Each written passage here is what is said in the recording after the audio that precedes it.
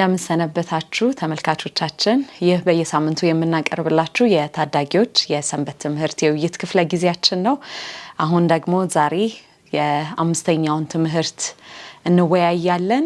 አጠገብ ያሉት ራሳቸውን እንዲያስተዋውቁ ጋብዛለሁ።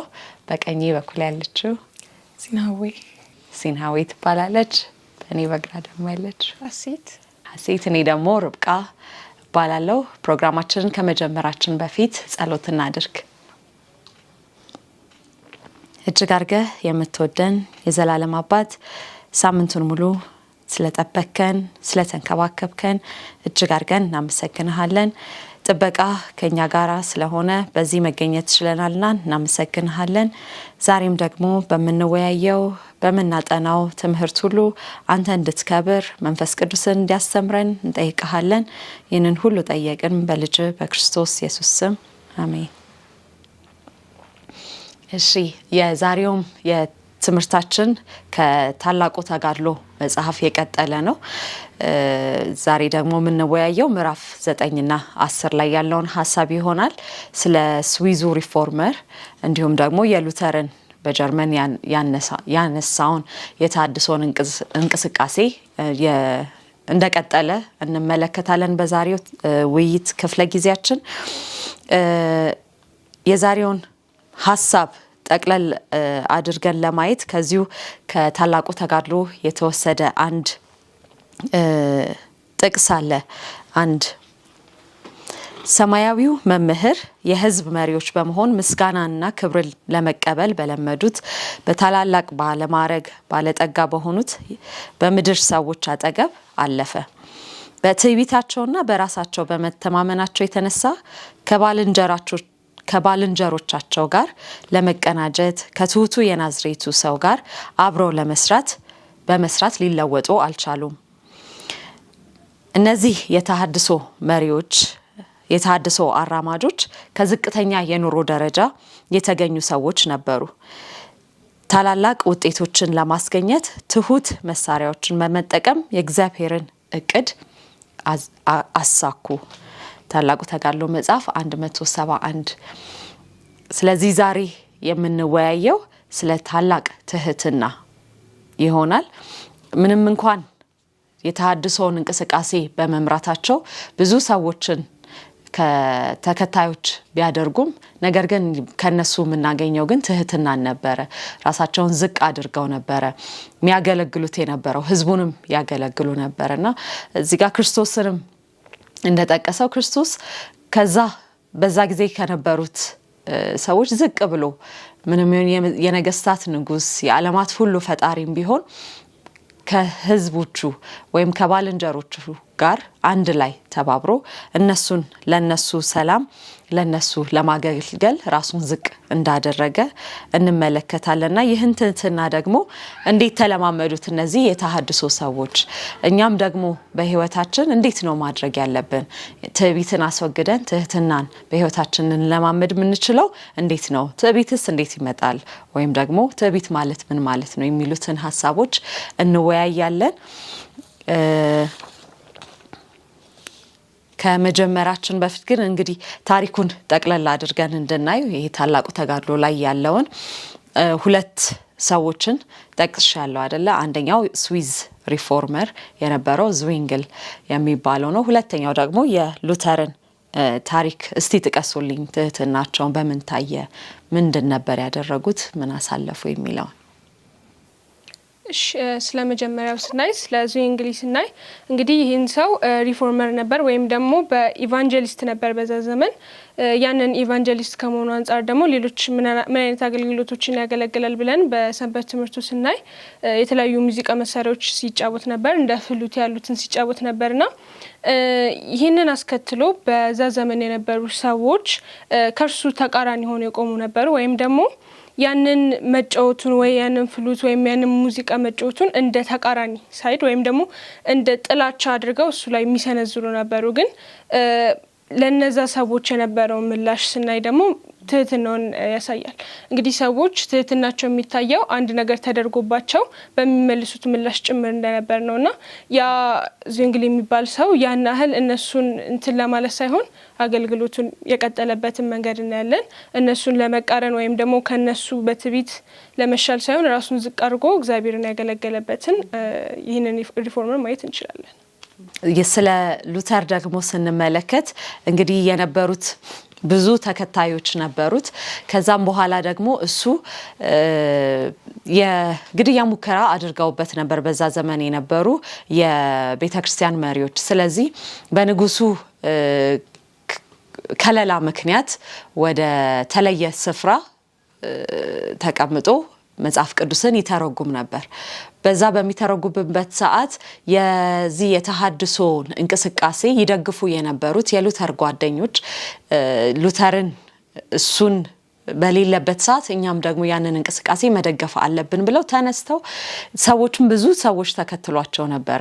ምክንያቱም እነሱ እንደታሰሩ ነበረ፣ ብዙ ጭቆና ይደርስባቸው ነበርና ያ የሉተር እንቅስቃሴ ደግሞ ያንን ነጻነት ስላወጣቸው ይህንን ነጻነትን ማወጅ አለብን፣ ለሁሉም መስጠት አለብን ብለው እና ወደ አመጽ ገቡ።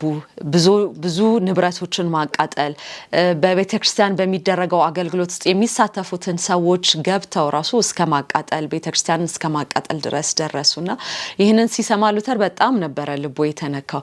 ምንም እንኳን ያንን የተሐድሶ እንቅስቃሴ ቢፈልገውም ነገር ግን እንደዚህ በአመጽ እንዲሆን አልፈለገም ነበር። ብዙ ሰዎችን ቢከተሉት ነገር ግን በትህትና ዝቅ ባለ መንፈስ ያለ አመጽ ጸጥ ባለ በሰላማዊ መንገድ ነው መሆን ያለበት ብሎ ከዛ ከነበረበት ቦታ ተነስቶ እነዛን የተሐድሶን መሪዎች ጓደኞቹንና ያንን እንቅስቃሴ ሲደግፉ የነበሩትን ሲቃረንና ሲቆጣቸው ሲያስተምራቸው እንመለከታለን። እና ምንም እንኳን ከፍ ያለ ቦታ ቢኖረው ብዙ ህዝብም ተከታዮች ቢኖሩት እሱ ግን ቀስ ብለን በሰላማዊ መንገድ ነው ማድረግ ያለብን ብሎ ያንን ሲያደርግ እናያለን። ስለዚህ ወደ መጽሐፍ ቅዱሳችን ስንሄድ እነዚህን ትዕቢትን፣ በራሳቸው የሚተማመኑትን ወይም ደግሞ ጉረኞች የምንላቸውን ሰዎች መጽሐፍ ቅዱስ ላይ አንዳንድ ሰንበት ትምህርታችን ያነሳቸው ጥቅሶች አሉና እነሱን ምን ይላል መጽሐፍ ቅዱስ የሚለውን እንመልከት። ኢሳይያስ 57:15 ላይ አንድ ጥቅስ አለ። ሀሴት ታነቢልናለሽ። ያዕቆብ 4:6 ይሄ ደግሞ የሰንበት ትምህርታችን መሪው ጥቅስ ነው። ያዕቆብ 4:6ን ሲናዊ ታነቢልናለሽ። እኔ ደግሞ ኢሳይያስ 41:10ን እናነባልና ምን ተረዳችሁ የሚለውንም ደግሞ በዛው ትነግሩኛላችሁ። ኢሳይያስ 57:15 በእግዚአብሔር ስም አነበዋለሁ። ለዘላለም የሚኖር ስሙም ቅዱስ የሆነ ከፍ ያለውም ልዑል እንዲህ ይላል፣ የተዋረዱትን ሰዎች መንፈስ ሕያው አደርግ ዘንድ የተቀጠቀጠውንም ልብ ሕያው አደርግ ዘንድ የተቀጠቀጠና የተዋረደ መንፈስ ካለው ጋር በከፍታና በተቀደሰ ስፍራ እቀመጣለሁ ይላል። እናም እንደ አጠቃላይ የዚህን ሀሳብ ስናይ እግዚአብሔር እንግዲህ ምን ያህል በከፍታ ያለ አምላክ እንደሆነ ቅዱስ የሆነ አምላክ እንደሆነ እናያለን። ግን እዚህ ጋር እንደ እግዚአብሔር ራሳቸውን የሚያዩ ወይም ደግሞ ራሳቸውን ከፍ ከሚያደርጉ ሰዎች ጋር ሳይሆን መንፈሳቸውን ካዋረዱ፣ ራሳቸውን ዝቅ ካደረጉ፣ ራሳቸውን ባዶ ካደረጉ ሰዎች ጋር እንደሚኖር ወይም ከነሱ ሀሳብ ጋር እንደሚስማማ እዚህ ጋር እናያለን። በጣም ጥሩ። እሺ፣ ያዕቆብ መልእክት ምዕራፍ 4:6 ደግሞ እንዲህ ይላል፣ ነገር ግን ጸጋን አብልጦ ይሰጣል። ስለዚህ እግዚአብሔር ትዕቢተኞችን ይቃወማል፣ ለትሑታን ግን ጸጋን ይሰጣል ይላል። እንግዲህ እዚህ ጋር እንደምንመለከተው አንዳንድ ጊዜ ከሚነገሩ ነገሮች በላይ የሚናገረው ሰው ማተር ያደርጋል አይደለ? እንግዲህ እንደዚህ ብሎ ሲናገር ስለማን ነው ያወራን ያለውን? እግዚአብሔር ትዕቢተኞችን ይቃወማል። እግዚአብሔር በጣም ትልቅ አምላክ ነው፣ ሰማይና ምድርን የፈጠረ። በዚህ አምላክ ያ አምላክ ሲቃወመን በጣም ትልቅ ኮንሲኩዌንስ ነው አይደለም የሚኖረው። እና እግዚአብሔር ምን ያህል ለትሑታን ፌቨር እንደሚያደርግ ወይም ደግሞ ምን ያህል እንደሚወዳቸው ጸጋን ይሰጣል ይላል። እንግዲህ ጸጋ በነፃ የሚሰጠን ነገር ነውና ያን ነገር ከእግዚአብሔር ስናገኘው ደግሞ ምን ያህል በጣም ታላቅና ለህይወታችን በጣም አስደሳች የሆነ ነገር ነው። ስለዚህ እግዚአብሔር ለትሑታን ወይም ደግሞ ራሳቸውን ዝቅ ለሚያደርግ የተቀጠቀጠ መንፈስ ላላቸው ሰዎች የተለየ ነገር እንደሚሰጣቸው በእግዚአብሔር ቃል የተገቡልን ነገሮች ደግሞ እግዚአብሔር ቃሉን ማያጥፍ አምላክ ስለሆነ የታመነ ቃል ስላለው እንግዲህ ትዕቢተኝነታችንም ራሳችን እንደሚጎዳን ያው ደግሞ ትሁትም ከሆነም ደግሞ ለራሳችን በጣም ጥሩ ጥቅም እንዳለው ነው። ኢሳያስ 41:10 ላይ ያለውን ደግሞ አነባዋለሁ። ኢሳያስ 41:10 እኔ ካንተ ጋር ነኝና አትፍራ፣ እኔ አምላክህ ነኝና አትደንግጥ፣ አበረታሃለሁ እረዳህም አለው፣ በጽድቄም ቀኝ ደግፌ እይዝሃለሁ ይላል። እዚህ ጋር ደግሞ ምን ያህል እግዚአብሔር ያንን ትሁት የሆነውን ሰው እንደሚደግፍ እንደሚያግዝ በጽድቄ ቀኝ ደግፌ ይዘሃለሁ ይላልና በዚህ ምድር ስንኖር ምናልባት ትሁት የሆነ ሰው ዝቅ እያለ እየተዋረደ የመጣ ይመስለን ይሆናል። ነገር ግን በእግዚአብሔር ዘንድ ታላቅ ቦታ እንዳለው እንመለከታለን። እሺ ስለዚህ አሁን እንግዲህ ሶስቱንም ጥቅሶች አነበብን።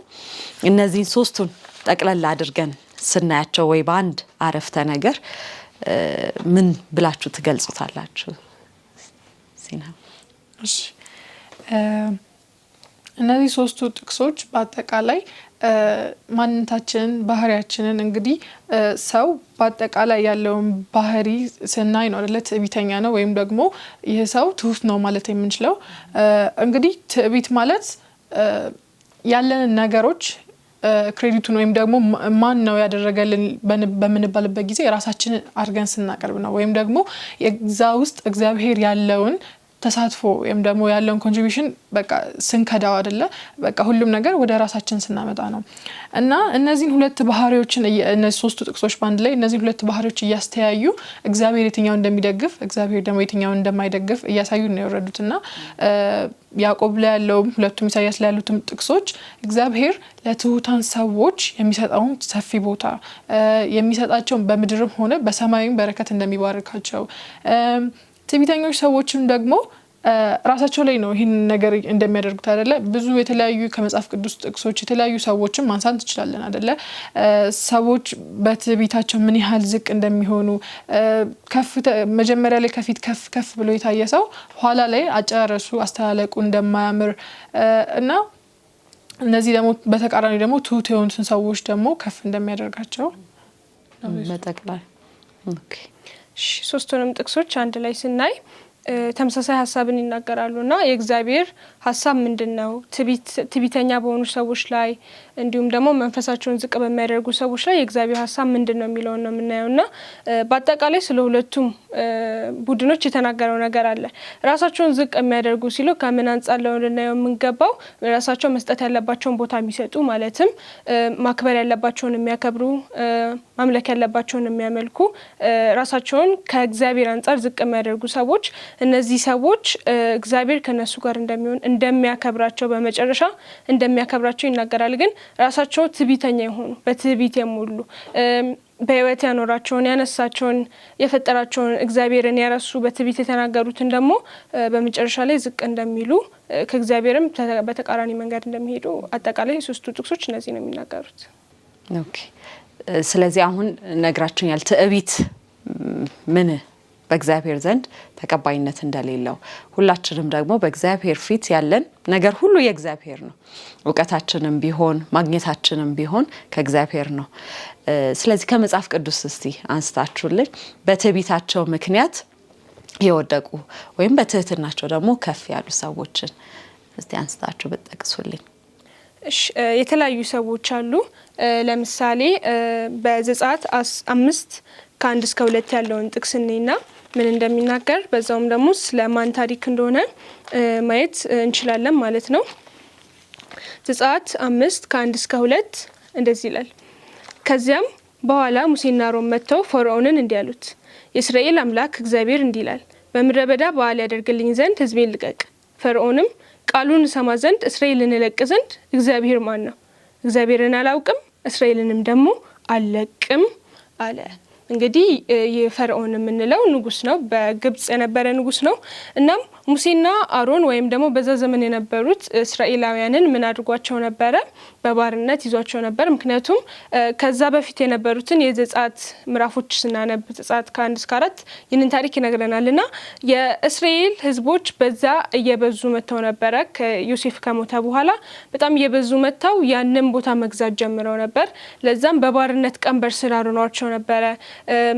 በጣም በባርነት ተጨቁነው ነበርና ከዛ በኋላም የሙሴና አሮን በዚህ ሰዓት መጥተው እግዚአብሔርን ያምልኩ ህዝቤን ልቀቅ ሲለው በጣም የትቢቱን ትልቀት ምናየው እግዚአብሔርን አላውቅም ማን ነው እግዚአብሔር ከኔ እጅ የሚያወጣቸው እግዚአብሔር ማን ነው ብሎ ሲናገር እናያለንና በዛው ደግሞ ይህ ነገር ምን አይነት ውጤት በፈርዖን ላይ ያስከተለ ስንል በተለይ በዘጸአት 5 እስከ 14 ያሉት ምዕራፎች ያሉትን 10 መቅሰፍቶች ከደም ሙሉ ወንዞቹ ደም ከመሆናቸው እስከ በኩር ልጅ መሞቱን እናያለን። በአጠቃላይ ደግሞ እንዴት ነው ይሄ የትቢቱ የተጠቀለለው የሚለውን ስናይ ደግሞ ወደ ዘጸአት 14 ያመራናል። ይህ ታሪክ የሚገኘው በዘጸአት 14 ከ23 እስከ 25 ነው። እንዲህ ይላል። ግብፃውያንም የፈርዖን ፈረሶችና ሰረገሎች ፈረሰኞችም ሁሉ እያሳደዱ በኋላቸው ወደ ባህር መካከል ገቡ። ንጋትም በሆነ ጊዜ እግዚአብሔር በእሳትና በደመና አምድ ሆኖ የግብፃውያንን ሰራዊት ተመለከተ። የግብፃውያንንም ሰራዊት አወከ፣ የሰረገሎቹንም መንኮራኩር አሰረ፣ ወደ ጭንቅም አገባቸው። ግብፃውያንም እግዚአብሔር በግብፃውያን ላይ ይዋጋላቸዋልና ከእስራኤል ፊት እንሽሽ አሉ። እንግዲህ ቅድም እግዚአብሔርን አላውቅም ያለው ንጉስ ወይም ደግሞ ግብፃውያን ይህንን ያሉትና ይህ የተፈጠረው በቀይ ባህር ነው። ተከትሏቸው በገቡ ጊዜ ያ ባህር በእነሱ ላይ ሲከደን ነው። ከዚህ ታሪክ ምን እንረዳለን? የራሱ የሆነ ውጤት አለው፣ ሪዛልት አለው። እግዚአብሔርን አለማክበር ወይም ደግሞ እግዚአብሔርን መናቅ በዚሁ ላይ ነው የሚጥለው። ምክንያቱም የሁሉም ፈጣሪ የምንኖረውም በሱ ውስጥ ስለሆነ ትዕቢት በመጨረሻም ወደ ውድቀት እንደሚያመራን ከዚህ ታሪክ መረዳት እንችላለን። ጥሩ፣ በደንብ ገለጽ አድርገሽናል። እሺ እንግዲህ መጽሐፍ ቅዱሶቻችን ላይ ብዙ በትህትናቸው ከፍ ያሉ በትዕቢታቸውን ደግሞ ዝቅ ያሉ ብዙ ሰዎችን እናያለንና እንግዲህ ለምሳሌ ያህል በንጉሱ ናቡከደነጾርን ስናነሳው በዳንኤል ላይ የሚገኘው ያ ሰው እንደውም ምን እንዳለ ከመጽሐፍ ቅዱሳችን ዳንኤል ምዕራፍ 4 ቁጥር 30 ላይ እንዲህ ይላል። ንጉሱም ይህች እኔ በጉልበቴ ብርታት ለግርማዬ ክብር የመንግስታት መኖሪያ እንድትሆን ያሰራኋት ታላቂቱ ባቢሎን አይደለችምን ብሎ ተናገረ። እንግዲህ ክሬዲቱን ለማን እየሰጠ ነው? እዚህ ጋር ስንመለከት እኔ አይደለ እኔ በጣም ወደ ራሱ እነዚህ ነገሮች ተመለከተና እኔ ብሎ ራሱን ሁሉም ሙሉ ክሬዲቱን ራሱ ሲወስድና በጣም በትዕቢት ተሞልቶ ሲናገር እንመለከታለን። እንግዲህ የዚህ ንጉስ መጨረሻም ለ7 ዓመታት እንደ እንስሳ ወይም እንደ በሬዎች መኖር ነበርና ምን ያህል ማለት ካለበት ምን ያህል ዝቅ እንዳደረገው ትዕቢቱ መመልከት እንችላለን። ንጉስ ማለት እንግዲህ አሁንም በእኛ ዘመንም ትልልቅ ስልጣን ያላቸውን ሰዎች እንደምንፈራው በዛ ዘመን ደግሞ ንጉስ በጣም እንደውም ጥብቅ ያለ ክብር የሚሰጥ አይነት ሰው ነበርና ከዛ ወርዶ ከእንስሳት ጋር ምግብ ወይም ደግሞ ሳር እስከ መጋጥ ድረስ የሚያደርስ ምን ያህል ትዕቢት ኮንሲኩዌንስ በጣም ሰፊ እንደሆነ ከዚህ ሰው መማር እንችላለን። እንዲሁም ደግሞ በእነ አስቴር ዘመን የነበረው ሀማ የነበረበት ፖዚሽን ወይም ደግሞ በዛ ሰዓት ላይ በመንግስቱ ላይ የነበረው ከንጉሱ ታች ሆኖ ነበር ይሰራ የነበረውና በዛ ላይ ምን አለ ሁሉም ሰው ለኔ ሊሰግድልኝ ይገባል የሚል ነበር ትእዛዝ ያደረገውና ያንን ሲል ማን ነበር እምቢ ያለው? መርዶክዮስ ነበር አይደለ?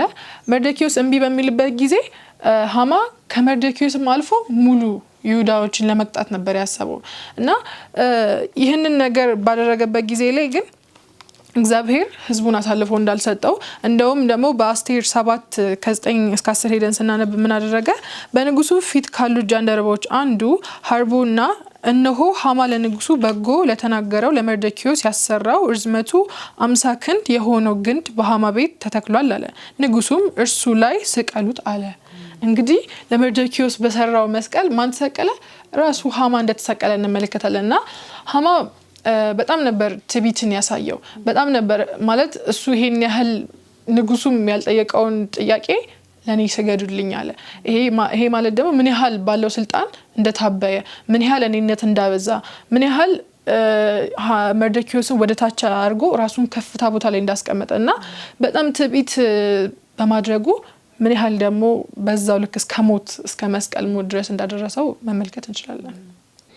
እነዚህ ሁሉ እንደጠቀሳቸው በራሳቸው ሲተማመኑ ያገኙትን ነገር ወይም ያላቸውን ስልጣን በራሳቸው እንዳመጡት ሲያደርጉ ውድቀት ተከተላቸው።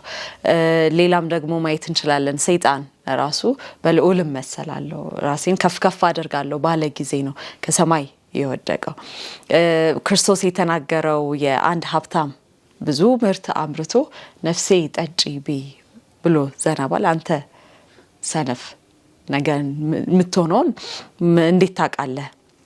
እግዚአብሔር የህይወታችን ጠባቂ፣ የህይወታችን የእውቀታችን የማግኘታችን ሁሉ ምንጭ እርሱ እንደሆነ ስናስተውል ትህትናችን እናገኛለን። እዚህ ጋር እንደውም ትህትናን ወይም ትዕቢትን ራቅ አድርገን ማየትም የለብንም። ምሳሌ የሰጠን ሰንበት ትምህርቱ ላይ አንድ ተማሪ በጣም ጥሩ ማትስ ይሰራል፣ ብዙ ጥሩ ውጤቶችን ያገኛልና በዛ ምክንያት ጓደኞቹን ይቀልድባቸዋል፣ እናንተ ሰነፎች ናችሁ እያለ። ይሄ ግን ልክ አይደለም አይደል? የምናገኘውም እውቀት ከእግዚአብሔር እንደሆነ ነገሮች ሁሉ ደግሞ ሌላኛው ምሳሌ ሰጠው ደግሞ በቃ ሁሉ ነገር ትክክል ካልሆነ አይሆንም ብላ የምትናገር አንድ ልጅ ነበረች ይላልና የምናገኘውም የምናጣውም ከእግዚአብሔር ነው። ያንን ነገር ስናውቅ ትህትና በህይወታችን መለማመድ እንችላለን። በጣም ጥሩ። ስለዚህ እንግዲህ ትህትና ጥሩ ነው፣ ትዕቢት ግን ጥሩ አይደለም። መውደቅን ውድቀትን ያመጣል፣ በእግዚአብሔርም ዘንድ ደግሞ መልካም አይደለም ካልን ታዲያ እንዴት ነው ትሁት መሆን የምንችለው? እኛ አሁን የተሻለ ነገር ስናገኝ ከሌላው ሰው የተሻለ ስንሆን ከፍ የማለትን ክብርን ሰዎች እንዲሰጡን ወይም ደግሞ ዋው እሷ ልጅ እንዲሉን እንፈልጋለን።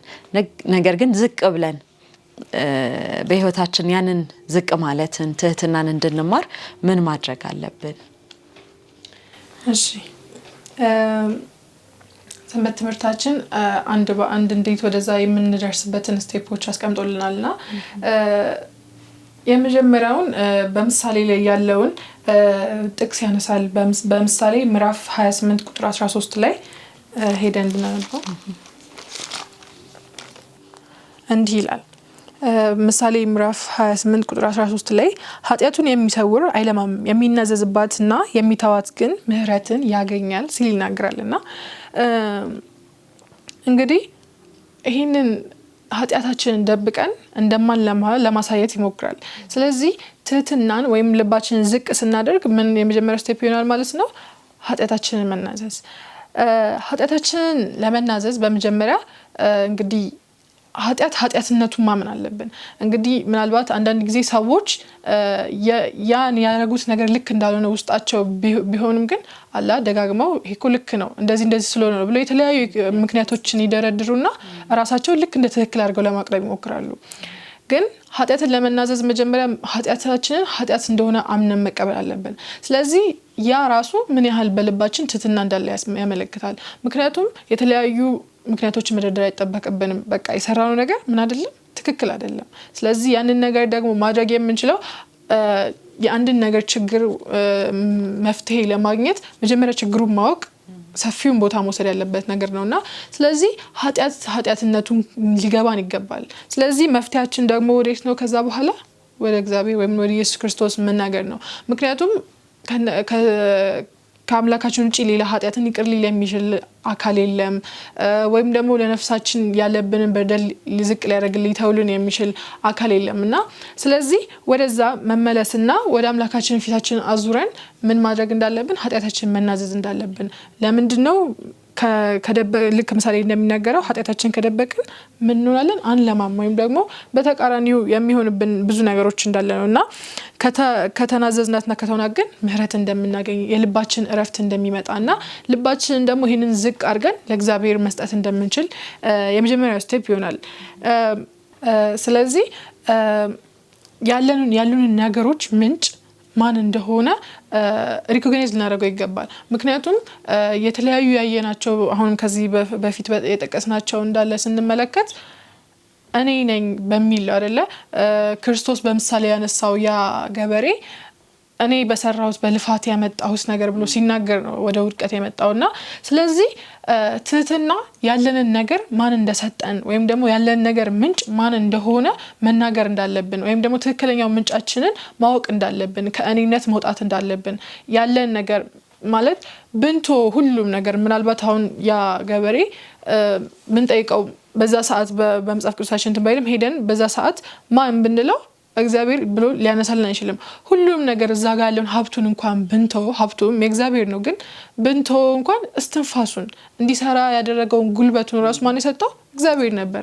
ነገር ግን እሱ ያንን ሁሉ ነገር ትቶ በራሱ እንደሆነና ያ ደግሞ ያስከተለው ውድቀትን እንደሆነ ነው። ስለዚህ ያንን ውድቀት ማንም እንደማይፈልገው ወዴት ነው ስቴፓችን እያደረግን ያለው ወደ ትህትና ነው። ስለዚህ ያለን ነገሮች ሶርስ ወይም ደግሞ ያለን ነገሮች ምንጭ ማን እንደሆነ ሪኮግናይዝ ስናደርገው ሁለተኛው ወደ ትህትና የምንሄድበት መንገድ ይሆናል ማለት ነው።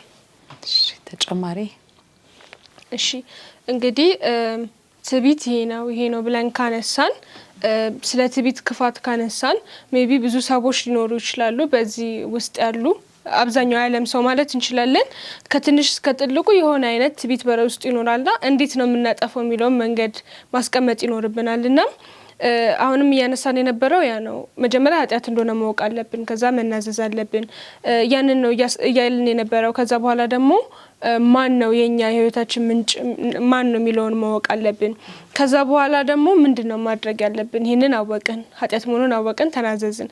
ከዛ በኋላ ደግሞ ስለ ራሳችን ግልጽ ሆነን ተናገርን ወይም ደግሞ ስለ ራሳችን ስላለን ነገር ግልጽ ሆነን ከዛ በኋላ ማን ነው የህይወታችን ምንጭ የሚለውን ካወቅን በኋላ እንግዲህ ወደ ተግባር የምንገባበት ክፍል ይሆናል። ይሄንን ክፍል ደግሞ የምናገኘው ፊልጵስዩስ 2:3-5 ይሆናል። እንዲህ ይላል፣ ለወገኔ ይጠቅማል በማለት ወይም በከንቱ ምክንያት አንድ እንኳን አታድርጉ። ነገር ግን እያንዳንዱ ባልንጀራው ከራሱ ይልቅ እንዲሻል በትህትና ይቁጠር። እያንዳንዱ ለራሱ የሚጠቅመውን አይመልከት ለባልንጀራው ደግሞ እንጂ በክርስቶስ የነበረ ይህ ሐሳብ በእናንተ ዘንድ ደግሞ ይሁን ይላል። ለዛ እዚህ ጋር ይናገራል አይደለ? ለራሳችን ብቻ አይደለም ትዕቢት፣ ለራሳችን ብቻ አይደለም ወይም ደግሞ የምንወዳቸው ሰዎች ወይም ከሌሎች ሰዎች አንፃር ለወገኔ ለቤተሰብ እያልን አይደለም መውሰድ ያለብን። እያንዳንዱን ሰው ምን ማድረግ አለብን?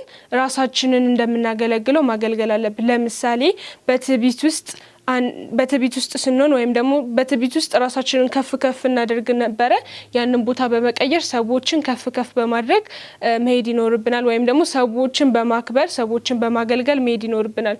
ምክንያቱም በክርስቶስ ውስጥ የነበረው ሐሳብ ይህ ነው ብሎ በቁጥር 6 እንዲህ ብሎ ይቀጥላል። እርሱም በእግዚአብሔር መልክ ሲኖር ሳለ ከእግዚአብሔር ጋር መተካከልን መቀማትን እንደሚገባ ነገር አልቆጠረውም። ቅድም ስለ ሰይጣን አንስተን ነበርና ሰይጣን በዛ መልክ አይደለም ይኖር የነበረው። ዲያብሎስ እያለ ማነው ሉሲፈር እያለ በዛ መልክ አይደለም ሲኖር የነበረ። የመላእክት አለቃ ነበረ። ግን የመላእክት አለቃ ሆኖ ሳለ ምን ይመኝ ነበረ? የእግዚአብሔርን ቦታ ይመኝ ነበረ።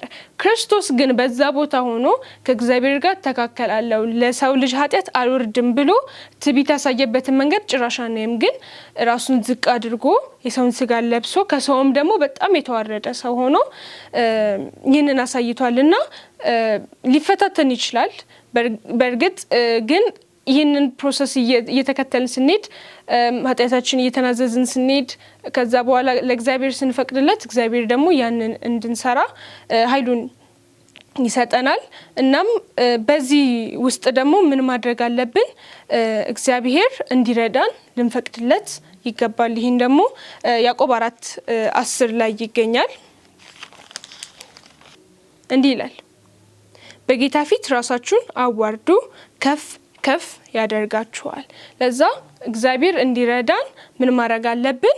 በጌታ ፊት ራሳችንን ማዋረድ ማለት እኛ አቅም እንደሌለን እግዚአብሔር አቅም እንዳለው እግዚአብሔር በእኛ ዘንድ መስራት እንደሚችል አውቆ ፍቃዳችንን ለእርሱ መስጠት ነው። በዛ ጊዜ እግዚአብሔር በእኛ ሊሰራ ፈቃደኛ እንደሆነ ይህንን ስቴፕ ብንከተል ከትዕቢታችን ነፃ መሆን እንደምንችል ያስቀምጥልናል። እግዚአብሔር ባርካችሁ። ጥሩ ነጥቦችን አንስታችኋል። ምንም የምጨምረው ነገር የለም። ተጨማሪ ሀሳብ ያልተጠቀሰ ሀሳብ አለ የምትሉት ካለ እያሰባችሁ አንድ እዚሁ የታላቁ ተጋድሎ መጽሐፍ ላይ ማርቲን ሉተር የተናገረውን ጥቅስ ልናገር ፈልጋለሁና ሉተር እንዲህ ይላል፣ ከቅዱሳን በቀር ሌላ ማንም የሌለባትን ቤተክርስቲያን እንድኖርባት የምህረቱ አምላክ ይጠብቀኝ። ኃጢአታቸውን የሚያውቁና የሚሰማቸው ከልባቸው ከውስጣቸው ዘወትር የሚያለቅሱና የሚጮሁት ጋር መኖርን እፈልጋለሁ ይላል።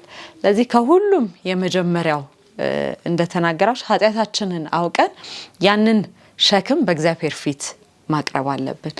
ምንም እንኳን ያገኘነው ዕውቀትም ሁሉ ከፍ ያለ ከሌሎች ሰው ከፍ ያለ ሊያደርገን የሚመስለንም ቢሆን ነገር ግን ደግሞ ኃጢአተኞች ነን።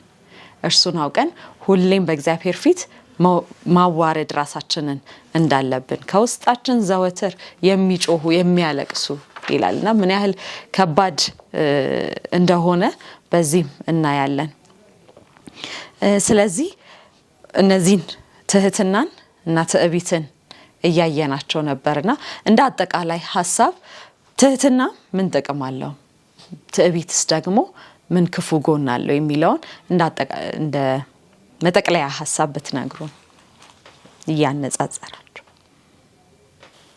እሺ እንግዲህ ከላይም ጀምረን እያየን የወረድነው ነገር ሐሳብ ነውና ይሄ በተለያዩ ጥቅሶችም እየተመለከትን እግዚአብሔር ምን ያህል የትሑታን ሰዎች ፌቨር እንደሚያደርግ ለነዚህ ደግሞ ትዕቢት ላለባቸው በውስጣቸው ኩሩ መንፈስ ያለባቸው ሰዎች ደግሞ ምን ያህል መጨረሻቸው ዝቅ እንደሚል እየተመለከትን ነበርና እንግዲህ ለምሳሌ እግዚአብሔር ቃል ከገባባቸው ለምሳሌ ቀደም መጀመሪያ ላይ የተነበበው ኢሳይያስ ምዕራፍ 57:15 ላይ መንፈሳቸውን ሕያው እንደሚያደርግላቸው ለትሑታን ሰዎች እንደገና ደግሞ አብረው ከሱ ጋር በከፍታ እንደሚያስቀምጣቸው በቀኙ እንደሚቀመጡ እንደገና ደግሞ በያዕቆብ 4:6 ላይ ጸጋን ከእግዚአብሔር እንደሚቀበሉ እንግዲህ የእግዚአብሔርን ጸጋ ለመቀበል ማይፈልግ ሰው የለም አይደለ? ሁሉም እያንዳንዱ ነገር ስንመለከት ለራሳችን ፌቨር እንደሚሆን መንፈስ ቅዱስ ማለት መንፈስ ቅዱስ ባልተቀጠቀጠ መንፈስ ላይ መቀመጥ እንደማይችል እናውቃለን አይደለ? ልባችንን እንዴት ነው ለእህል ሊዘራ ሲል ገበሬዎች ያርሱ የለ መሬቱን ያለሰለሱ ልክ እንደዛ መንፈስ ቅዱስም በእኛ ውስጥ ለመቀመጥ እንዲህ የለሰለሰ ቦታ እንደሚፈልግ እንዲህ ትህትና ያለበትን ቦታ እንደሚፈልግ ይሄን ነገር ስለሚያስፈልገው ምን ሆነ ማለት ነው መንፈስ ቅዱስ እንደምናገኝ ልክ ልባችን ዝቅ አድርገን በትህትና በጣም ለሰዎች ራሳችን ዝቅ አድርገን ስናቀርብ እንደሚታወቀው ዓለም ይሄንን አፕሪሺየት አያደርግም አይደለ? በዓለም ስንሆን ይሄን ትህትና እንደ ሞኝነት አይደለ? ራስን ዝቅ ማድረግ ደግሞ እንዳለመቻል ነው የሚቆጠረው። ክርስቶስ ብዙ ማድረግ እየቻለ የተዋቸው ነገሮች ነበሩ አይደለ? በመስቀል ላይ ሆኖ ያለ ናውረድ ከቻልክ ሲሉ ስለማይችል አልነበረም አይደለ? ግን ክርስቶስ እየቻለ ብዙ ነገር ትቷልና ልክ እንደዛው ደግሞ በምድር እስካለን ክርስቲያን ተብለን እስከተጠራን የክርስቶስ ምሳሌ እስከ ተከተልን ድረስ ደግሞ ይህንን ራሳችን ዝቅ ማድረግ አለብን ማለት ነው። ምክንያቱም ሰው የሚለውን ነገር ወይም ዓለም የሚለውን ነገር ከሰማን ኩራት ወይም ደግሞ ቁጡነት እነዚህ ነገሮች ነው አይደል ዓለም ላይ የሚያስከብሩት። ነገር ግን በእግዚአብሔር ዘንድ የሚያስከብረን ምንድነው? ራሳችንን ዝቅ ማድረግ ያንን ራሳችንን ከሰዎች ስለምናንስ ሳይሆን ማሳነስ ስላለብን ወይም ደግሞ ዝቅ አድርገን ለሰዎች ለማገልገል ፈቃደኝነት ሲኖረን እነዚህ ነገሮች እግዚአብሔር በዚህ በመጽሐፍ ቅዱሳችን ላይ ቃል ይገባልን እነዚህ የምድር በረከቶችም ሰማያዊ በረከቶችን እንድንወርስ እንደሚያደርጉን፣ በተቃራኒው ደግሞ ኩሩ ወይም ደግሞ ትዕቢተኛ መንፈስ ሲኖረን በያዕቆብ 4:6 ላይ እንደተጠቀሰው በእግዚአብሔር ተቃውሞ እንደሚመጣብን ያ ሰማይና ምድርን የፈጠረው ያ ታላቅ አምላክ እኛን እንደሚቃወመን ወይም ደግሞ እኛን በዛ ሰዓት ላይ ሰፖርት እንደማያደርገን እንደገና ደግሞ እንድናነበው ምሳሌ ምዕራፍ 16 ቁጥር 25 ላይ ይቅርታ ቁጥር 18 ምዕራፍ 16 ቁጥር 18 ምሳሌ እንዲህ ይላል፣ ትዕቢት ጥፋትን፣ ኩሩ መንፈስ ውድቀትን ይቀድማል፣ ከእቡያን ጋር ምርኮ ከመካፈል ከትሑታን ጋር በተዋረደ መንፈስ መሆን ይሻላል ይላል። እንግዲህ እዚህ ጋር መጽሐፍ ቅዱሳችን ምን ያህል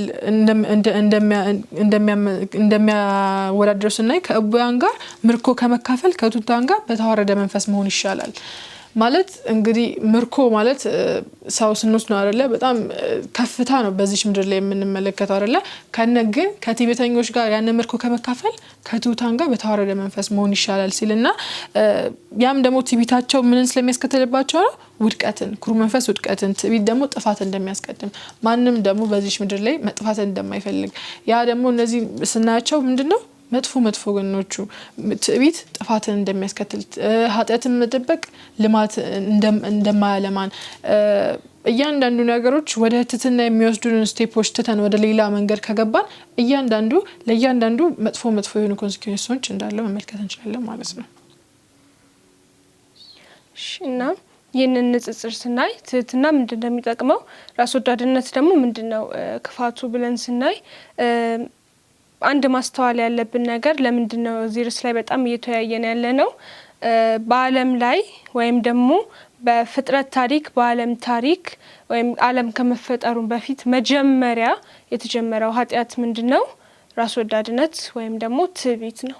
በልዑል እመሰላለሁ ብሎ ሰይጣን ወይም ሉሲፈር ይህንን ነበር ያነሳውና ይህ በሉሲፈር ወይም በሰይጣን አእምሮ ብቻ ሳይሆን በአብዛኛው ሰው አእምሮ ይህ ነገር እንዳለ በጣም እናስተውላለንና ለዛ ጥቅም አለው፣ ጉዳት አለው። ትሁት መሆን ጥቅም አለው፣ ራስ ወዳድ መሆን ደግሞ ክፋት ነው ወይም ደግሞ መጨረሻው ውድቀት ነው የሚለውን ነገር ማንሳት አለብን።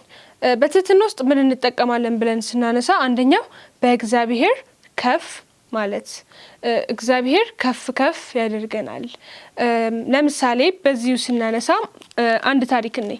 ይህ ታሪክ የሚገኘው በእርግጥ ሙሉ ላናነሳ እንችላለን፣ አንዳንድ ጥቅሶች እናያለን። ይህ ታሪክ የሚገኘው አንደኛ ሳሙኤል ምዕራፍ 1 ነው። አንደኛ ሳሙኤል ምዕራፍ 1 ላይ የሃና እና የህልቃናን ታሪክ እናያለን።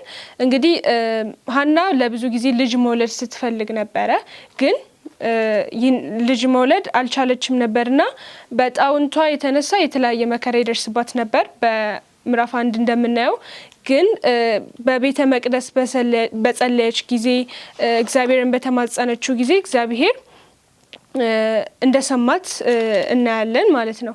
ከዛ በኋላ ከሰማት በኋላ ያነሳችውን ደግሞ ወይም ደግሞ የጸለየችውን ያመሰገነችበትን እንድናይ ነው የፈለኩት። የሚገኘው አንደኛ ሳሙኤል ምዕራፍ 2 ከቁጥር 1 ጀምሮ እስከ 3 ነው። እንዲህ ይላል።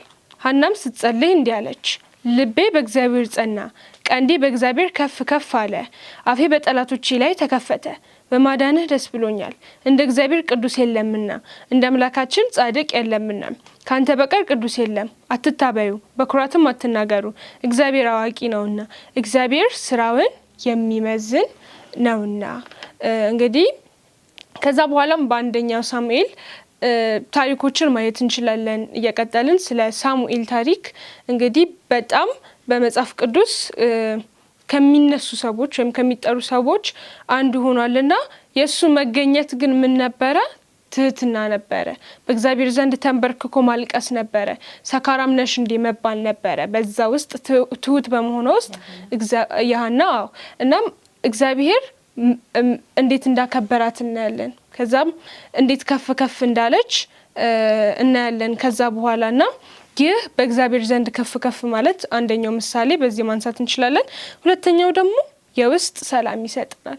እንዴት ነው የውስጥ ሰላም የሚሰጠን ስንል አስተውለን ከሆነ ብዙ ጊዜ በትዕቢት ውስጥ ምን አለ? ፉክክር አለ። ትዕቢት ካለ ትንሽ አንድ ሰው የበለጠው እንደተሰማው በዛ የሚሰማው ከሆነ ያንን ሰው ለመብለጥ ምንድነው ቀን ከሌት እንዲያደርጋሉ ብለን ነው የምናወራውና ራሱን ዝቅ የሚያደርግ ሰው ግን እግዚአብሔርን እያከበረ የሚሰራ ሰው ግን በራሱ ምን አለ? በውስጡ ምን አለ? ሰላም አለው። ከማንም ጋር እየተፎካከረ አይደለም፣ ማንንም ለመጣል እየሞከረ አይደለም። ብቻ ግንኙነቱ እሱና እግዚአብሔር ነው። ሰዎችን በማክበር ውስጥ እየሄደ ነውና በዚህ ሰው ውስጥ የውስጥ ሰላም ይኖራልና ሌላኛው ደግሞ የህይወት መለወጥ በእርግጥ አንዳንድ ጊዜ ግልጽ ሆኖ ሊታይ ይችላል። እንደዚህ በሃና ላይ እንዳነሳ ነው ውጤቱ ግልጽ ሆኖ ሊታይ ይችላል፣ ላይታይም ይችላል። ግን ለዛ ሰው ምንም ቢሆን ግልጽ ነው። ህይወቱ በቀን በቀን ምን ይሆናል? ደስተኛ የሆነ እየተለወጠ ይመጣልና አስተውለን ከሆነ በመጽሐፍ ቅዱስ ላይ ያሉት ትዕቢተኛ ሰዎች ምንድነው የሆኑ የሚመጡት? ይበልጥ ተናዳጆች ነው የሆኑ የሚመጡት። ለምሳሌ ስለ ፈርዖን አንስተናል። ፈርዖን በጣም ብስጩ አይነት ሰው ነበረ። ሲመጡ ማየት አይፈልግም ነበረ። በተቃራኒ ደግሞ በእነ ሙሴ ያለውን ሰላም ስናይ እንዲሁም ደግሞ ናቡከደነጾርም ቅድም የተነሳውን ማንሳት እንችላለን። እንደዚህ በጣም የታበየ ሰው ነበረ። እንደውም በዳንኤል ምዕራፍ 2 ላይ ምዕራፍ 1 ላይ የተገለጸለትን ህልም ሲያይ የራሱ ወርቅ አንተነህ ሲባል ግን እሱ በተቃራኒ ሙሉ ወርቅ አሰርቶ ይህ ማለት በዚህ ልክ ሰላም እንዳጣ ትዕቢት ወይም ደግሞ ራሱን ከፍ ማድረግ የፈለገበትን እናያለን። ግን ራሳቸውን በእግዚአብሔር ዝቅ አድርገው ወይም በትህትና መኖር የሚፈልጉ ሰዎች ህይወታቸው እየተለወጠ ይመጣል፣ ሰላማቸው እየበዛ ይመጣልና ምንድነው ክፋቱ ብለን በእርግጥ አሁን አንስተናል።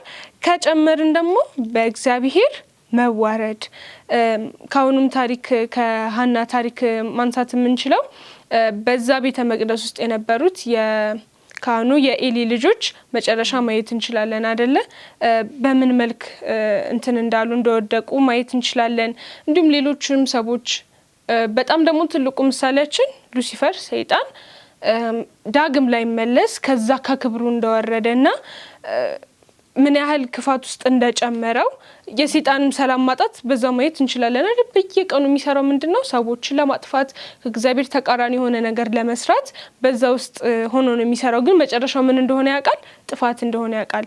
የትዕቢት አንዱም ልናየው የሚገባው ጎን ይሄ ነው። ሌላው ደግሞ የባህሪ መጥፎ መሆን በስነ ምግባር አንፃር ስናይ በስነ ምግባር መለኪያ ስናይ ብዙ ጊዜ ከስነ ምግባር መለኪያ የሚወድቁት አብዛኞቹ ሰዎች ምን አለባቸው? ትዕቢት አለባቸው፣ እኔነት አለባቸው። በዛ መንገድ ራሳቸውን ከፍ ለማድረግ ሲሞክሩ በስነ ምግባር ልሽቀት ወይም ደግሞ ውድቀት ውስጥ ይገኛሉና በደንብ ልናነጻጽር የሚገባው ይሄ ነው። ምክንያቱም በጣም አሳሳቢ የሆነ ሁኔታ እየመጣ ስለሆነ ህዝቡም አሁን ላይ ያለውም ህዝብ ከእግዚአብሔር የሚጠፋበትም ምክንያት ይህ ትዕቢት ስለሆነ ልናነሳው የሚገባ ሀሳብ ነው። በጣም ጥሩ ሰፋ አድርጋችሁ በደንብ ልዩነቱን አሳይታችሁናል። ስለዚህ ግን እዚህ ጋር ትዕቢት የሚሰማው ሰው በቃ ወደቀ፣ ጠፋ፣ ምንም ተስፋ የለውም ማለት ነው ወይስ ምንድነው የምትሉት? እሺ እንግዲህ አሁን በጣም ይሄን የተለያዩ ጥቅሶች እናነሳ ተስፋ እንደሌላቸው የመሰለ ነው አይደለ? እንግዲህ በምንመለከትበት ጊዜ እግዚአብሔር ይቅር ባይ አምላክ እንደሆነ ሁላችንም የምናውቅበት ወይም አንዱ ወይም ከሚታወቁት ባህሪዎቹ የመጀመሪያው ነው።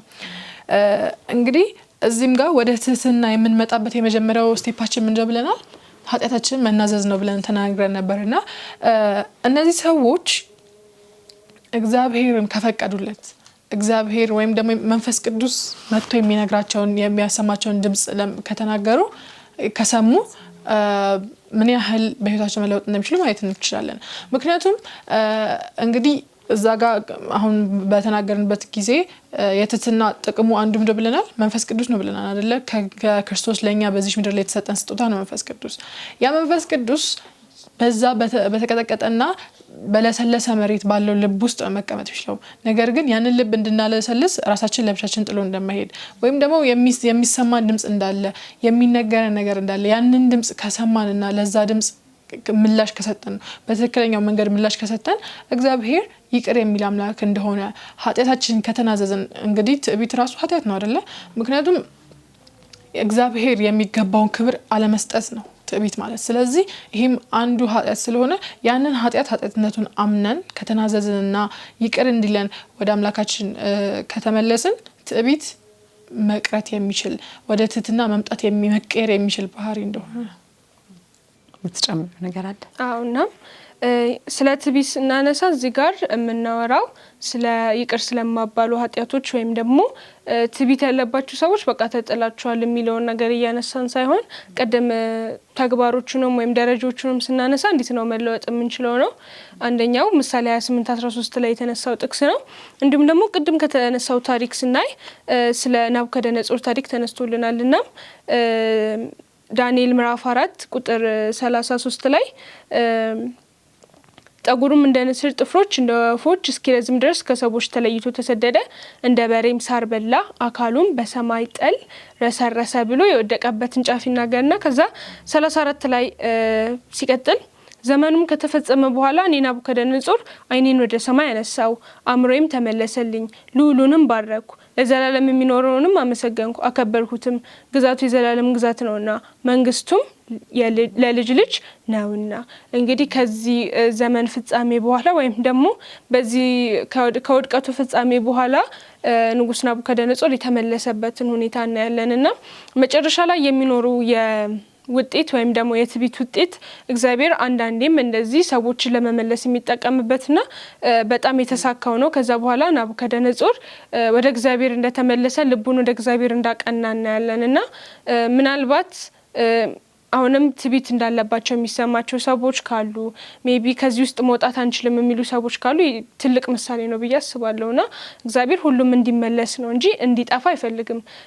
በዮሐንስ 3:16 እንደምናየው ለዓለም ሁሉ ክርስቶስ የሞተው ለዚህ ነውና በዚህ ልክ እግዚአብሔር ህይወትን ወይም ደግሞ ታሪክን የትዕቢት ታሪክ ቀይሮ ምን ያደርጋል? ሩህሩህ ያደርጋልና ምንም ጊዜ ቢሆን ተስፋ መቁረጥ የለብንም እንዲሆነ ብለን ራሳችንን ዝቅ ለማድረግ ወደ እርሱ ካቀረብን እግዚአብሔር ደግሞ ሊለውጠን በቃሉ ቃል ገብቷል። አሜን። እግዚአብሔር ይባርካችሁ።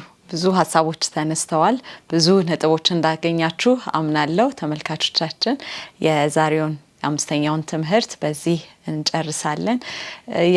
ያልተነሳ ሀሳብ አለ ምትሉት ካለ መጠቀስ አለበት ምትሉት ካለ ጊዜውን ሰጣችኋለሁ። ካልሆነ ግን በዚሁ እንጨርሳለን። ጥያቄና ሀሳብ ካላችሁ ወይም ደግሞ ያልገባችሁ ነገር መጠየቅ ፈልጋለሁ ምትሉት ሀሳብ ካላችሁ ተመልካቾቻችን ከዚህ ስር በሚገኘው አድራሻችን ጥያቄዎቻችሁን ልትልኩልን ትችላላችሁ። በሚቀጥለው የውይይት ጊዜያችን ደግሞ እነዛን ጥያቄዎች አንስተን እንወያይባቸዋለን። ስለነበረን ጊዜ እግዚአብሔር እናመሰግናለን። ጸሎት ሀሴት ታድርጊልና እንጨርሳለን። እንጸልይ። ቅዱስ ቅዱስ ቅዱስ ተፈርተና ተከብረ የምትኖር እግዚአብሔር ዛሬም በዚህ ሰዓት ቃልን እንድንወያይ ስለፈለግ እጅግ አድርገን እናመሰግናለን። አባት ሆይ እንለምናለን። በዚህም ለሚከታተሉት ለእኛም ለሁላችን እግዚአብሔር የርህራሄ መንፈስ ለእኛን እንድታላብሰን ለአንተ ስራ ራሳችን ዝቅ አድርገን እንድንገኝ ከዛም በውጤቱ እንድንከብር እንድትረዳን ዘንድ እንለምናለን። ቀሪ ጊዜያችንን በሙሉ ተረከብ። በክርስቶስ ስም አሜን።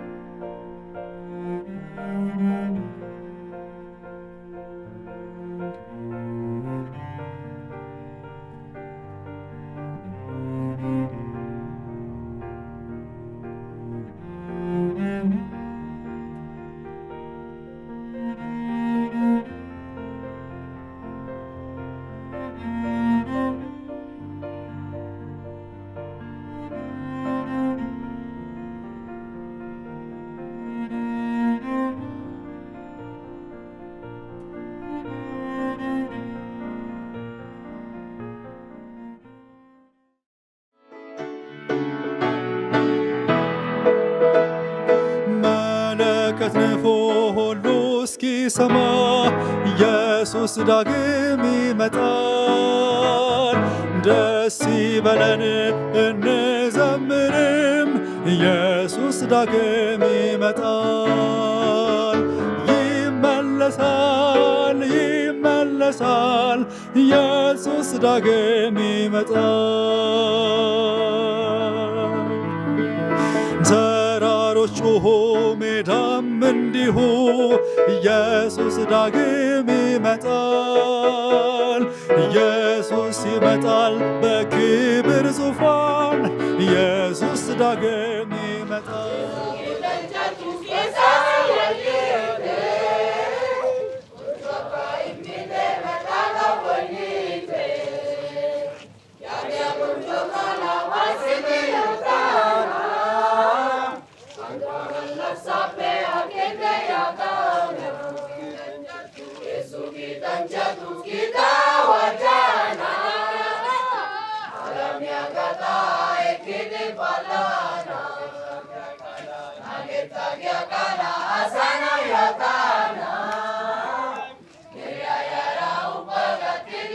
Sana ኢየሱስ ዳግም ይመጣል።